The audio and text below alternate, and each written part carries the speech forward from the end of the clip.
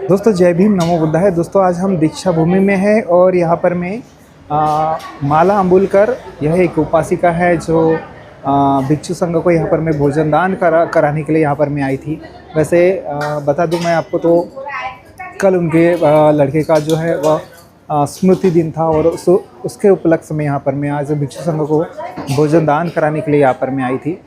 आइए हम उनसे जानते हैं कि वो क्या कहना चाहते हैं इस बारे में। नमो बुद्धाय, जय भीम सर्वांना।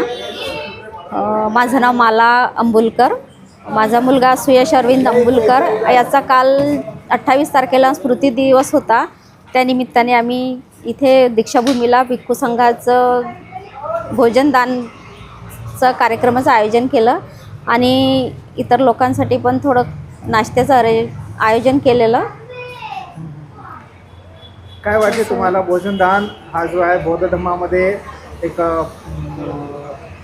पवित्र असा एक भाग मानला जातो, त्याबद्दल काय म्हणायचं? भोजनदान हे गौतम बुद्धांनी कुठेतरी म्हटले की आहे की भुकेला जर दारी कोणी आला त्याला खाऊ घाल भोजन त्याला। दानात दान श्रेष्ठ दान म्हणजे भोजनदान। त्याच्यासाठी भोजनदान हे सर्वश्रेष्ठ दान आहे, ते केलंच पाहिजे। आणि उपाशी भुकेल्याला तृप्त करणे भुकेल्याला तृप्त करणे हेच एक धम्मदान, सर्वश्रेष्ठ दान। काय संदेश देऊ इच्छिता दीक्षाभूमीवरून तुम्ही?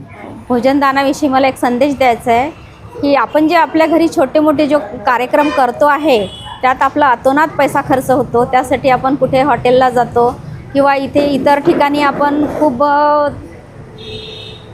जास्ती पैसा खर्च करतो। त्याच तेवढ्या ह्याच्यात थोडक्यात जर आपण पवित्र ठिकाणी आपल्या दीक्षाभूमीला येऊन जर आपण बाहेरून लोक येतात, कोणी येतात, त्यांना जर आपण भोजन दान केलं तर ते पवित्र दान आहे।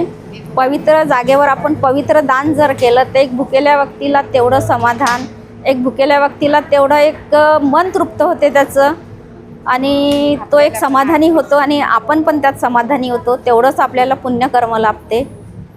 बस एवढा संदेश मी देऊ इच्छिते। जय भीम नमो बुद्धाय।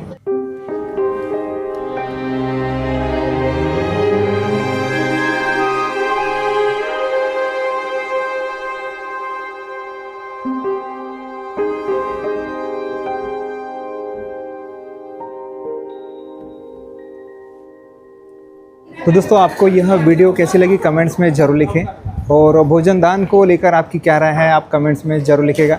ऐसे ही वीडियोस देखने के लिए चैनल को सब्सक्राइब करके बेल आइकन ज़रूर प्रेस कीजिए। मिलेंगे दोस्तों फिर एक नई वीडियो में, तब तक आप सभी को जय भीम नमो बुद्धाय।